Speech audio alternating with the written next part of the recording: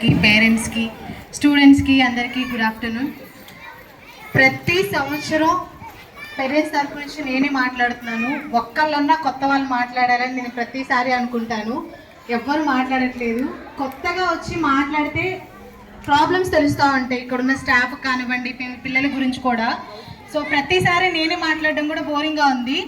So దీని అర్థం ఏంటి అంటే మీ పిల్లల గురించి మీరు స్కూల్కి వచ్చి ఏం తెలుసుకోవట్లేదని అర్థం అనమాట.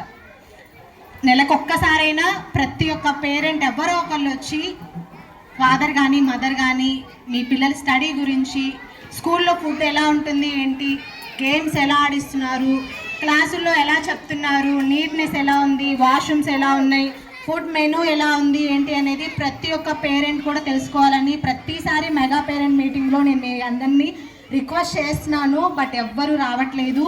నెక్స్ట్ మంత్ నుంచి అయినా ఎవరో ఒకళ్ళు వచ్చి మీ పిల్లల గురించి తెలుసుకోవాల్సిన బాధ్యత మీ మీద చాలా ఉంది. ఫస్ట్ మీరు తెలుసుకుంటేనే మనం కంప్లైంట్ చేయగలం. ప్రతిసారి నేనే చెప్తే అవ్వదు కదా. సో మీరు ఎవరైనా వచ్చి మీ పిల్లల గురించి తెలుసుకొని కంప్లైంట్ చేయండి. ఇది ఎక్కడ ఎవ్వరూ చెప్పరు. ప్రైవేట్ స్కూల్లో కూడా మీ పిల్లల గురించి కంప్లైంట్ చేయమని ఎవ్వరూ చెప్పరు. ఒక గవర్నమెంట్ స్కూల్లోనే మంచి ఆఫర్ ఇచ్చినప్పుడు దీన్ని మీరు సద్వినియోగం చేసుకోవాలి. సో మీ పిల్లల స్టడీ ఎలా ఉంది, ఫుడ్ ఎలా ఉంది, హైజీన్ మెయింటెనెన్స్ ఎలా చేస్తున్నారు స్కూల్లో అనేది పేరెంట్స్ అందరూ తెలుసుకోవాలి. అండ్ మీ పిల్లల గురించి స్టడీ పూర్గా ఉన్నా కానీ, స్కూల్లో వాతావరణం కానివ్వండి, అలాగే టీచర్స్ గురించి కంప్లైంట్స్ ఇవ్వాలన్నా కానీ మీరు ఇవ్వచ్చు. సో ఇంతకు మించి నేనేం చెప్పలేను. సో ప్రతిసారి ప్రతి నెల పేరెంట్స్ మీటింగ్కి ప్రతి ఒక్కళ్ళు రండి. స్కూల్లో వాతావరణాన్ని చూడండి, మీకు ఏమైనా కంప్లైంట్స్ ఉంటే చెప్పండి. మెయిన్గా పిల్లలకి ఇంటి దగ్గర హోంవర్క్ ఇప్పుడు వాట్సాప్లోనే ఇస్తున్నారు కాబట్టి ప్రతి ఒక్క పేరెంట్ తెలుసుకొని అట్లీస్ట్ డేలో 1 అవర్ అయినా మీరు ఆ హోంవర్క్ గురించి డిస్కస్ చేయండి. ఈరోజు ఏం చెప్పారు, మీ పిల్లవాడు హోంవర్క్ చేశాడా లేదా అనేది ఫస్ట్ మనం తెలుసుకుంటేనే వాళ్ళు రాయగలరు అనమాట. మనం అలా వదిలేస్తూ ఉంటే ఒకరోజు వదిలేస్తాం, 2 రోజులు వదిలేస్తాం, అది 1 మంత్ వచ్చేసరికి 30 days అయిపోతుంది. వాడు మంత్లో 2-3 times హోంవర్క్ చేసి మిగతా హోంవర్క్ అంతా వదిలేస్తున్నాడు. మనం ఏం చేస్తాం, స్కూల్కి వచ్చి మా అబ్బాయి ఏం రాయట్లేదండి, ఏం చదవట్లేదండి అంటే స్కూల్లో హోంవర్క్ ఇస్తున్నారు, మనం చూడట్లేదు, వాడు రాయట్లేదు. సో వాడు వెనకబడిపోతున్నాడు. సో ప్రతిరోజు మీ పిల్లలు హోంవర్క్ చేశారా లేదా, స్కూల్లో ఏం జరిగింది, క్లాస్లో టీచర్ ఏం చెప్పారు ఏందనేది డెఫినెట్గా ప్రతి ఒక్కరు కనుక్కోవాలి.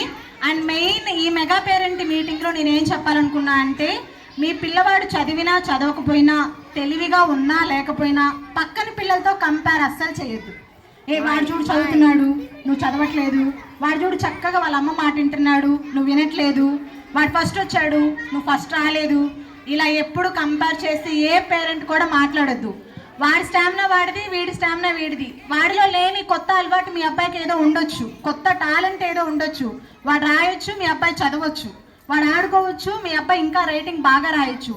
సో నా రిక్వెస్ట్ ఈ మెగా పేరెంట్ మీటింగ్లో ఏంటి అంటే మీ అబ్బాయిని కానీ అమ్మాయిని కానీ పక్కన వాళ్ళ పిల్లలతో అస్సలు కంపేర్ చేసి మాట్లాడొద్దు. అది నెగటివ్గా అయిపోతుంది వాళ్ళ మైండ్కి. సో తద్వారా వాళ్ళు ఏంటంటే డౌన్ అయిపోతారు. చదివే సో అదనమాట నా స్పీచ్. నేను ఎప్పటి నుంచో చెప్పాలనుకున్న ఒక పాయింట్ అయితే ఇది చెప్పేశాను. ఇంకా చాలా స్పీచ్ ఉంది, బట్ అదైతే మిస్ అయిపోయింది అనమాట ఎక్కడో. ఓవరాల్గా నా స్పీచ్ 2026లో ఎలా అనిపించింది ఏంటి అనేది let me comment and comment box. Wait for next vlogs. Exciting stuff is on the వే.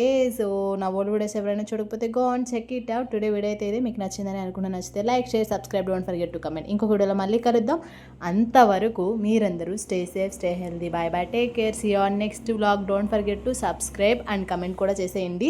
నా స్పీచ్ ఎలా అనిపించింది ఏంటనేది ఖచ్చితంగా కమెంట్ చేసేయండి. See you next vlog. Bye bye, take care, love you all.